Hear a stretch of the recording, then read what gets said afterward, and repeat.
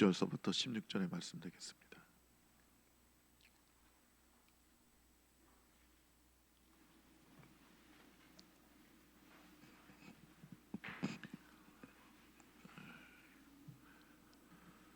다 같이 읽겠습니다. 그러나 우리가 온전한 자들 중에서는 지혜를 말하느니 이는 이 세상의 지혜가 아니요 또 이 세상에서 없어질 통치자들의 지혜도 아니요 오직 은밀한 가운데 있는 하나님의 지혜를 말하는 것으로서 곧 감추었던 것인데 하나님이 우리의 영광을 위하여 만세전에 미리 정하신 것이라. 이 지혜는 이 세대의 통치자들이 한 사람도 알지 못하였나니 만일 알았더라면 영광의 주를 십자가에 못 박지 아니하였으리라. 기록된 바 하나님이 자기를 사랑하는 자들을 위하여 예비하신 모든 것은 눈으로 보지 못하고 귀로 듣지 못하고 사람의 마음으로 생각하지도 못하였다함과 같으니라. 오직 하나님이 성령으로 이것을 우리에게 보이셨으니 성령은 모든 것 곧 하나님의 깊은 것까지도 통달하시느니라. 사람의 일을 사람의 속에 있는 영 외에 누가 알리요 이와 같이 하나님의 일도 하나님의 영 외에는 아무도 알지 못하니라. 우리가 세상의 영을 받지 아니하고 오직 하나님으로부터 온 영을 받았으니 이는 우리로 하여금 하나님께서 우리에게 은혜로 주신 것들을 알게 하려 하심이라. 우리가 이것을 말하거니와 사람의 지혜가 가르친 말로 아니하고 오직 성령께서 가르치신 것으로 하니 영적인 일은 영적인 것으로 분별하느니라. 육에 속한 사람은 하나님의 성령의 일들을 받지 아니하나니 이는 그것들이 그들에게 어리석게 보이며 또 그는 그것들을 알 수 없나니 그러한 이는 영적으로 분별되기 때문이라. 신령한 자는 모든 것을 판단하나 자기는 아무에게도 판단을 받지 아니하니라. 누가 주의 마음을 알아서 주를 가리키겠느냐. 그러나 우리가 그리스도의 마음을 가졌느니라. 아멘. 세상에서 성공하는 사람들은 아주 지혜가 많은 사람들이죠. 요즘 세계에서 최고 부자 중에 한 명인 사람이 일론 머스크인데 그 사람은 뭐 천재 중에 천재죠. 그 사람의 머리는 비상합니다. 그러니까 보통 사람들이 생각할 수 없는 것들을 생각하죠. 그래서 전기차를 상용화시켰고 그 다음에 화성에다가 사람들이 살 수 있도록 그 모든 걸 지금 그의 사업 전반에서 준비하고 있어요. 그래서 맨날 그 우주선을 쏘잖아요. 우주선을 쏘고 그 사람이 최초로 그 이 우주선 이렇게 로켓 보시면 이렇게 막 엄청 길다라잖아요.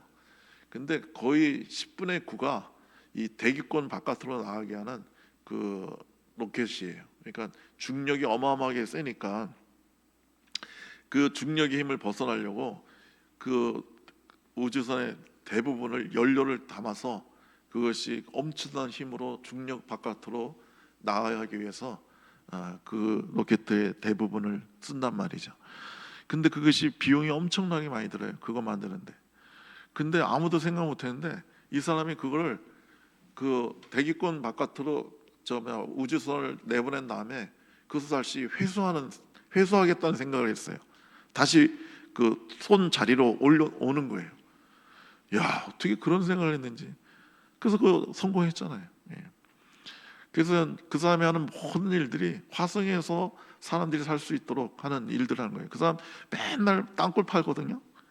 그 땅굴 파가지고 뭐 거기서 뭘 하겠다, 고속열차가 다니겠다 하는데 우리가 화성에 가면 지표면에서 살지 못할 거예요. 그래서 지하에서 살기 때문에 그 터널 그 작업 공사를 맨날 하는 거고. 그리고 로봇도 왜 이렇게 만들어요? 인조인간을 자꾸 그 사람이 만드는가? 그 인조인간을 보내가지고 거기서 일을 하겠다는 거죠. 그 사람들은 먹을 것도 필요 없고 공기도 필요 없으니까. 화성에는 공기가 없어요. 그러니까 공기도 필요 없으니까 로봇을 보내서 그 개척하게 해갖고 거기 화성에는 석유가 없죠. 그러니까 전기차 업계로 보내겠고. 그리고 화성은 그 땅이 어마어마하게 큰데 그거 아무도 누구의 소유도 아니잖아요. 그러니까 걷다가 전기 판넬, 태양 그 판넬을 어마어마한 크기로 깔아가지고 그 태양열로 전기를 만들어서 그걸로 모든 일을 하겠다는 거잖아요. 그러니까 참 엄청난 사람이에요. 그래서 여러분 육체적으로 막 뛰어난 사람보다 이 머리가 좋은 사람이 지혜로운 사람이 훨씬 더 성공하고 돈도 많이 벌죠. 물론 운동선수들도 돈 많이 벌지만 이 뭐 발명하고 뭐 이런 사람들하고는 비교가 안 되죠. 이렇게 육체를 다스리는 이성이 중요하듯이 우리의 이성을 다스리는 영이 우리는 제일 중요합니다. 사람의 본질은 그 육체에 있는 게 아니라 마음에 있는 게, 이성에 있는 게 아니라 그 영에 있기 때문에 그렇습니다. 육체가 의식에 속하듯이 의식은 영에 속해 있습니다. 그래서 그 사람이 어떤 영계에 속해 있느냐에 따라서 그의 의식과 육체의 삶이 결정되는 거예요. 어떤 사람이 만약에 그 악한 그 폭력의 영계에 속해 있다면 그의 삶은 아주 폭력적인 그런 삶을 살 것이고 그의 의식도 굉장히 그 분노가 넘쳐나게 될 것입니다. 그 의식도 늘 그 혈기가 충만하게 될 거예요. 어떤 사람이 만약에 미움의 영계라든지 음란의 영계에 속해 있다면 자꾸만 의식에서는 그런 생각이 날 거예요. 끊임없이 날 겁니다. 그리고 행동도 그렇게 하게 되겠죠. 강도순인가 하는 그 연쇄 살인마가 여자들을 납치해가지고 성폭행하고 막 죽이고 그랬죠. 근데 그 친구들이 하는 얘기 들어보니까 저 친구는 만나기만 하면 여자 얘기는 안 한대요. 그냥 입만 열면 여자 얘기만 한다는 거예요. 그러니까 그 음란의 세계, 음란의 영계에 속해 있기 때문에 계속 그런 생각만 하고 그런 말만 하고 그런 행동만 하는 겁니다. 여러분, 이 세상에서는 잘 구분이 안 됩니다. 저 사람이 어떤 영계에 속해 있는지. 그러나 우리가 육체를 벗는 날, 우리가 주님 나라에 가는 날, 우리가 죽음을 맞이하는 날, 우리에게 속한 영계를 따라 우리는 그 영계에 가게 되는 것입니다. 본문에서는 이 세상의 지혜와 하나님의 지혜를 구분하고 있습니다. 이 세상의 지혜로는 하나님의 지혜를 절대 알 수 없다고 말하고 있습니다. 하나님의 지혜는 감추어져 있기 때문에 그렇습니다. 이 세상에서 가장 지혜로운 자라고 할지라도 절대로 하나님의 지혜를 알 수가 없습니다. 하나님의 지혜는 오직 영으로 알고 영으로 그 지혜를 받아들일 수 있기 때문에 그렇습니다. 세상에서도 지혜가 있어야 성공하는데 우리 영혼도 구원받기 위해서는 이 하나님의 지혜가, 신령한 지혜가 있어야 되는 것입니다. 내가 죄인이라는 것을 깨닫는 지혜가 있어야 돼요. 여러분, 십자가의 비밀을 알아야 됩니다. 부활의 그 영광, 그 사랑의 그 신비, 그 감사의 능력 등을 우리는 알아야 우리가 놀라운 하나님의 은혜를 받아 누리고 구원받을 수 있고 천국의 삶을 누릴 수가 있는 것입니다. 여러분, 성령님이 하나님의 지혜를 알게 해주십니다. 기독교는 성령의 종교입니다. 여러분, 교리나 도덕을 지키는 그런 종교가 아니에요. 여러분, 교리나 도덕을 지키고 따름으로 성도가 되는 게 아니에요. 오직 성령을 마음에 모셔드리고 성령을 따라 사는 사람이 그리스도인이 되는 것입니다. 예수님의 12 제자들은 예수님의 말씀을 직접 들었어요. 3년 동안 예수님이 행하시는 기적을 바로 옆에서 지켜봤어요. 부활하신 주님도 봤어요. 그런데 그들은 각기 제 길로 갔고 두려워 떨었고 숨었어요. 그러나 오순절날 제자들이 성령의 충만을 받고 나서 진정한 크리스천이 되어서 담대하게 복음을 전하는 위대한 사도가 되었습니다. 그러니까 성령을 받기 전에는 예수님의 그 설교를 그 직접 3년이나 들어도 아무 의미가 없는 거예요. 그러니까 세계 최고의 신학교를 다녀도 의미가 없는 거예요. 아무 소용이 없는 거예요. 결정적인 순간에 베드로가 예수님 부인하고 예수님 욕하고 그러잖아요. 성령을 받아야 우리는 진정한 크리스천이 되는 것입니다. 하나님의 나라는 세상 사람들에게 완전히 감춰 있습니다. 8절에 보니까 이 세상, 이 지혜는 이 세대의 통치자들의 한 사람도 알지 못한다 그랬어요. 그러니까 이 시대에 그 지도자들이 얼마나 대단한 사람들이에요. 엄청난 지혜가 있는 사람들이잖아요. 근데 그 어떤 지혜자들도, 어떤 통치자들도 이 하나님의 지혜는 알 수가 없다는 거예요. 세상 사람들은 한 사람도 예 없이 세상의 영을 받고 있습니다. 그래서 그들은 십자가가 미련해 보이고 오직 세상만이 눈에 보이는 것입니다. 그렇기 때문에 세상 사람들은 하나님의 나라를 전혀 모르는 것입니다. 12절에 우리가 세상 영을 받지 아니하고 라고 했습니다. 여러분, 세상 영을 받은 사람은 세상밖에 몰라요. 세상만 보이는 겁니다. 비록 그들이 천국을 상상한다 해도 그것은 어디까지나 지상 천국입니다. 즉 경제적, 정치적 천국이지 진정한 의미의 천국이 아니에요. 그 천국을 몰라요. 그들이 말하는 천국은 그저 이 땅에서 잘 먹고 잘 사는 것, 그것뿐입니다. 그게 최고의 천국이에요. 세상 영은 사람에게 세상만 알게 하고 세상만 따라 살게 합니다. 하나님의 나라는 사람의 눈으로 보지 못하고 귀로 듣지 못하고 사람의 마음으로 깨닫지 못합니다. 자연적인 인식으로는 하나님의 나라의 비밀을 절대 알 수가 없습니다. 오직 하나님의 영이신 성령님이 우리 마음의 문을 열어주시고 새롭게 하시고 우리를 듣게 하시고 깨닫게 해주셔야 우리는 하나님의 나라를 알 수가 있는 거예요. 10절에 오직 하나님이 성령으로 이것을, 그러니까 하나님의 나라를 우리에게 보이셨으니 라고 기록되어 있습니다. 여러분, 세상 영을 받은 사람도 하나님 나라에 대해서 듣고 마음으로 생각할지 모르지만 그가 생각하는 하나님의 나라는 세상이에요. 오직 성령을 받은 사람만이 하나님 나라를 압니다. 하나님 나라를 아는 사람은 이미 그 안에 들어간 사람이에요. 이미 하나님의 나라가 그 심령 가운데 와 있는 사람입니다.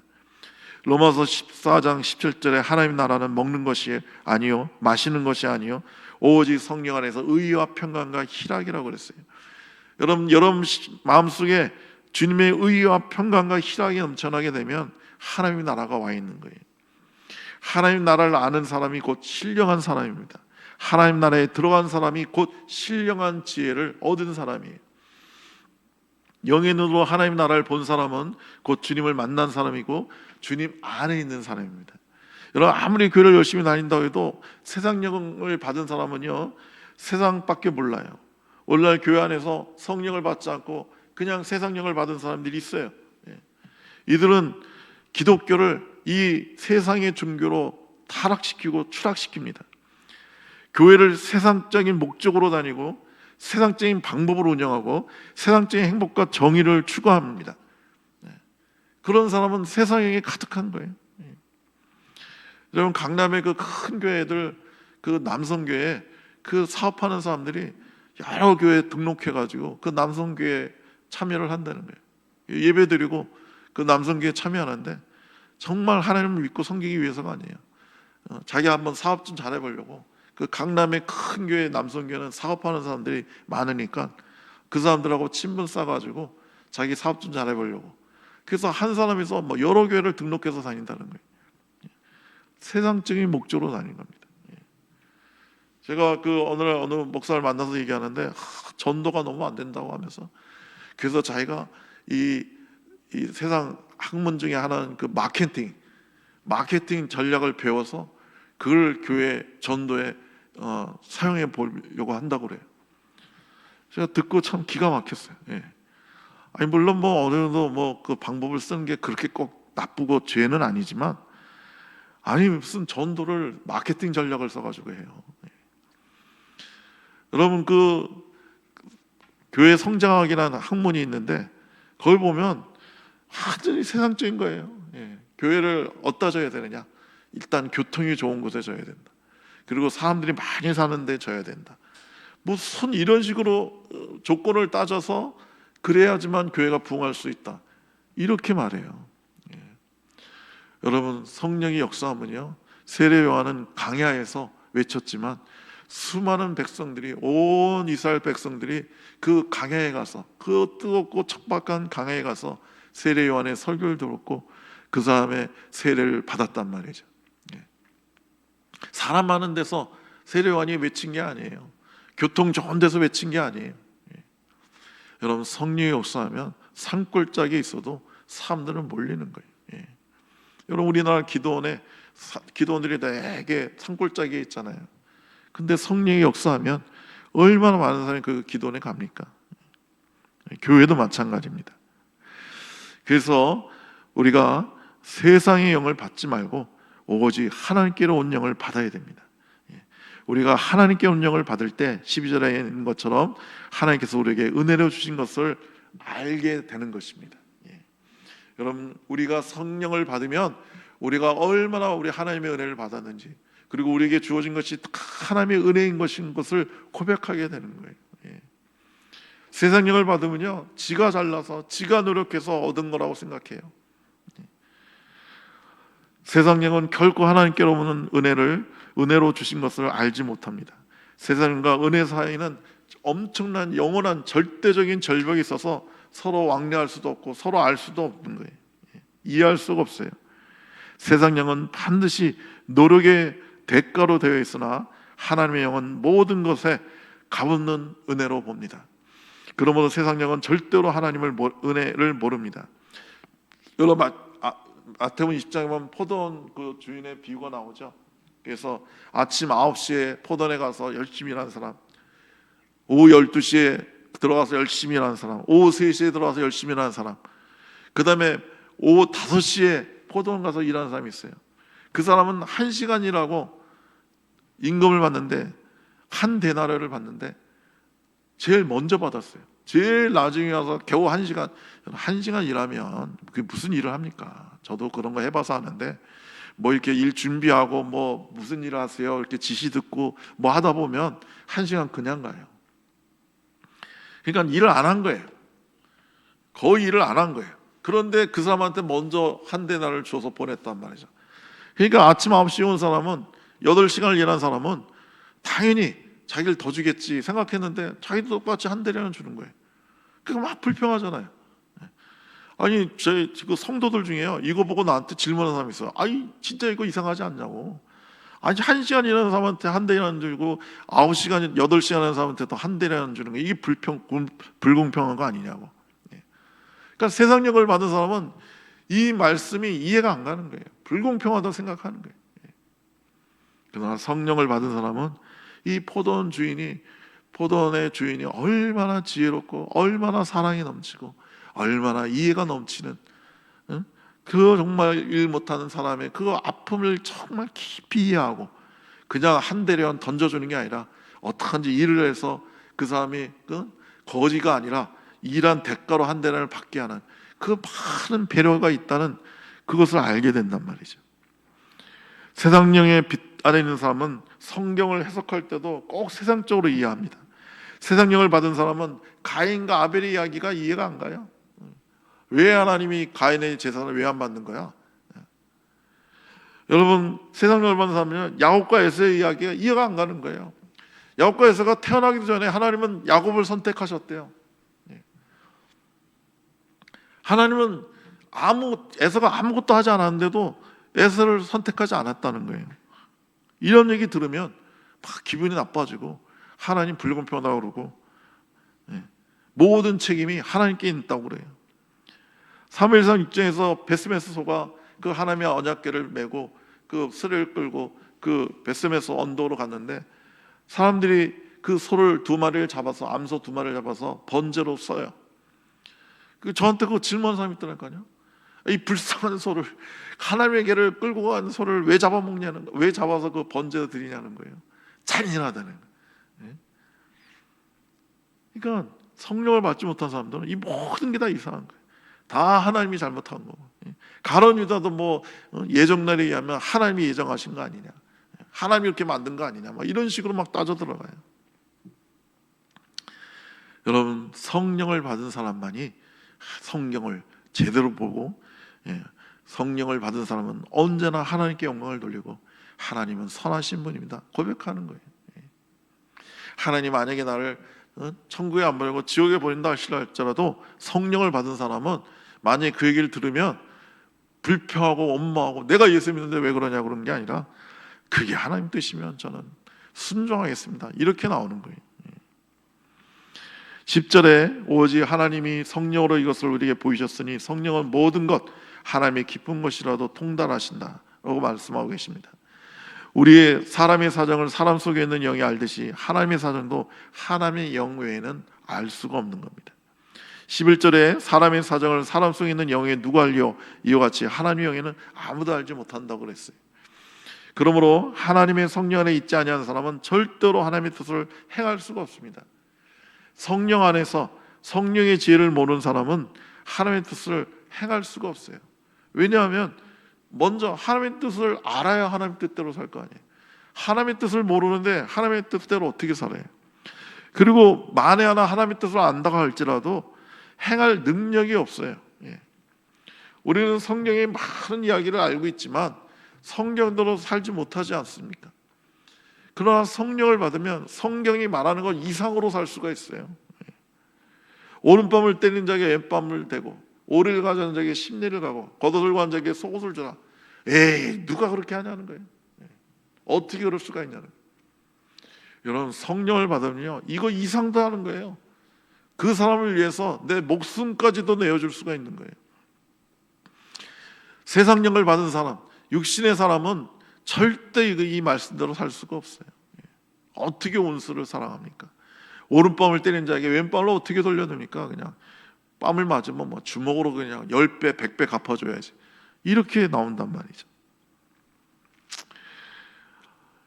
그럼 많은 사람들이 하나님의 뜻이 아닌 것을 하나님의 뜻으로 알고 있기 때문에 그들은 잘못 살고 있는 것입니다. 자신의 육신의 힘으로 행하면서 하나님의 일을 하는 줄로 아는 그런 사람들이 얼마나 많습니까? 여러분, 예수님을 그 십자가 못 박아 죽일 때도 그 일에 앞장선 사람이 제사장들이에요. 당대 하나님을 제일 잘 섬기고 하나님의 사역자라는 제사장들이 뭐라고 그랬어요? 대제사장이 저 예수를 죽여야 하나님을 경외하는 거다. 그것이 하나님의 뜻이라고. 하나님의 아들을 죽이는 게 하나님의 뜻이라는 거예요. 그러므로 이 세상에서 제일 선한 일도요, 하나님의 일이 아닙니다. 이 세상에서 제일 충성된 일도 하나님과 관계가 없습니다. 여러분, 선한 일이 하나님의 일이 아니에요. 하나님의 일이 선한 것입니다. 하나님께 나오지 않는 선이란 이 세상에서 절대 존재하지 않습니다. 여러분, 그 해적들이 그 지나가는 배를 올라타가지고 거기 있는 사람 싹 죽이고 그 모든 금은 보화를 돈을 다 훔쳐왔어요. 근데 그 어떤 사람 죽이고 그 사람 몸에서 뒤지는데 뭐 엄청나게 비싼 다이아몬드를 그 사람에게 집어드는 걸 보고 옆에 사람이 그 욕심이 나서 그걸 몰래 훔치려다가 걸려가지고 싸움이 나가지고 사람을 죽였어요. 근데 이런 일들이 걸핏하면 일어나는 거예요. 그러니까 그 해적 두목이 해적들을 모아놓고 회의를 하는 거예요. 야, 우리가 그 훔친 게 있으면 정직하게 그거 꼼치지 말고 다 이렇게 한 대 내놓자. 그리고 공평하게 분배하자. 너희들이 자꾸 이렇게 꼼치고 정직하게 내놓지 않으니까, 그러니까 서로 막 그걸 도둑질하고 막 죽이고 그러는데, 이러면 우리 다 죽는다. 우리 다 망한다. 그러니까 정직하게 내가 훔친 거는 다 내어놓고 공평하게 분배하자. 그래야 싸움이 안 나고 도둑질 안 하고 그런다. 그러니까 저 김 씨가 뭐라고 하냐면, 두목, 우리 이번에 헬스질 하러 나오기 전에 이 씨하고 박 씨 집에 가보니까 아파서 못 나온다고 그러는데, 가보니까 쌀떡에 쌀이 떨어졌더라고. 자, 우리가 훔친 거에서 우리 동료 이 씨와 박 씨를 우리가 돕시다. 구제합시다. 그러니까 다들 구제합시다, 돕시다 하면서 그 어려운 병들어서 해적질을 못한 동료에게 쌀을 보내주자는 거예요. 여러분, 제3자적 입장에서 보면 얼마나 웃기는 사람들이에요. 남의 거 훔치고 죽여놓고 지들끼리는 정직하자고 그러고, 훔치지 말자고 그러고, 공평하게 나누자고 그러고, 구제하자고 그러고. 이게 바로 세상이 말하는 구제와 정직과 선함이라는 거예요. 하나님의 것을 도둑질해놓고 그것을 자기 것 마냥 그냥 자기가 무슨 선한 일을 하고 대단한 일을 하는 것처럼, 그런 사람이 얼마나 많은지 몰라요. 제가 고원에서 있을 때 아이들 지도할 때 보면 그 많은 사람이 와서 그 돕는데 우리가 필요한 것을 보내주지 않아요. 자기들이 주고 싶은 걸 줘요. 우리 아이들 공책 연필이 막 산더미처럼 쌓여 있거든요. 그런 걸 안 가져와도 돼. 딴 거 필요한 걸 가져와야 되는데 그 물어보지도 않고 그냥 지네들이 그냥 가져와요. 그리고 뭐 줄 때 꼭 아이들 한 명 한 명씩 나눠주면서 사진 찍어가요. 우리 애들이 제일 싫어하는 게 얼굴 팔리는 거예요. 자기 고아라는 거 알려줄까봐 우리 고아원 앞에서는 버스도 안 타요. 안 내리고 안 타요. 한두 정 그냥 바깥에 가서 버스 타고 학교 가고, 내릴 때도 한두 정 바깥에서 내려서 걸어와요. 왜? 자기가 고아원이라는 거, 고아원이라는 걸 밝혀질까 봐. 그런 애들을 사진을 꼭 찍어요. 그래서 내가 얘기해요. 그 사진은 애들 얼굴 안 나오게 찍었으면 좋겠다. 근데도 꼭 찍어요. 왜 찍어요? 그러니까 자기가 좋은 일을 한다 이거예요. 그 알리겠다 이거예요. 실제로 제가 있던 곳은 의정부였는데 미군들이 와서 그렇게 많이 해요. 왜냐하면 그런 구제 같은 걸 해야 진급하는 데 도움이 된대요. 그 선한 일을 하고 막 봉사하고 그런 거. 그러니까 아이들을 정말 사랑해서 아이를 정말 도와주기 위해서 와서 선물 주는 게 아니라 자기 진급하려고, 자기 월급 더 받으려고 와서 아이들 이용하는 거예요. 이게 바로 사람들이 말하는 구제예요. 장학금도 마찬가지고. 여러분, 성령으로 사는 사람은 경우에 따라서 현실과 전혀 동떨어진 방향으로 생활하기 때문에 세상령을 받은 사람은 성령 받은 사람의 삶을 이해할 수가 없어요. 왜 저러냐고 그래요. 미쳤다고 그래요. 어리석다고 그래요. 예를 들어서 직업도 좋고 월급도 많이 받는 사람이 어느 날 은혜 받고 신학교에 가가지고 전도사를 한다거나 그러면 왜 그러냐는 거예요. 왜 그러냐는 거예요. 제가 연변대학에 가서 거기서 사역하는 선교사를 만났는데 한국에서 치과 의사였다는 거예요. 치과에서 얼마나 돈 많이 벌어요. 정말 돈 많이 벌어요. 근데 그거 다 포기하고 와서 연변에서 선교사 하는데 연변이 겨울에 영하 50도예요. 너무 춥다는 거예요. 너무 춥다는 거예요. 견딜 수가 없다는 거예요.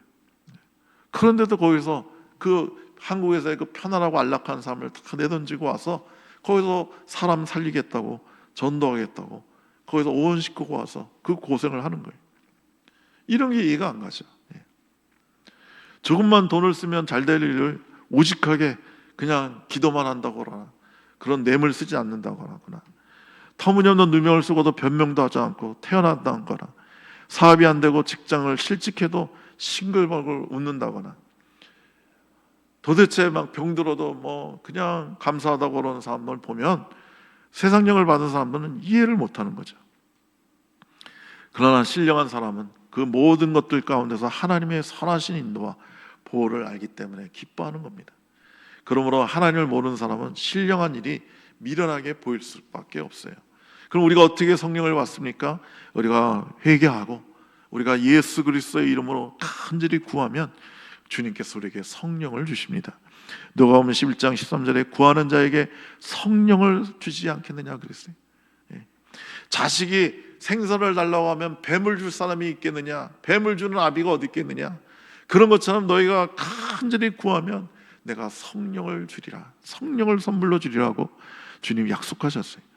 여러분과 제가 간절히 주님 앞에 구하면 거룩한 성령이 우리 가운데 임할 줄로 믿습니다. 기도하겠습니다. 성령님, 이 시간은 우리가 간절히 소망하오니 우리 가운데 오셔서 자정하시고 우리 충만히 거하여 주시옵소서. 우리가 성령을 따라 살기 원합니다. 우리의 육체의 정욕과 욕심을 따라 살기 원치 않으니 이성을 따라 살기 원치 아니하오니 성령이 오셔서 우리의 삶을 다스려 주시고 의와 평강과 희락으로 채워 주시옵소서.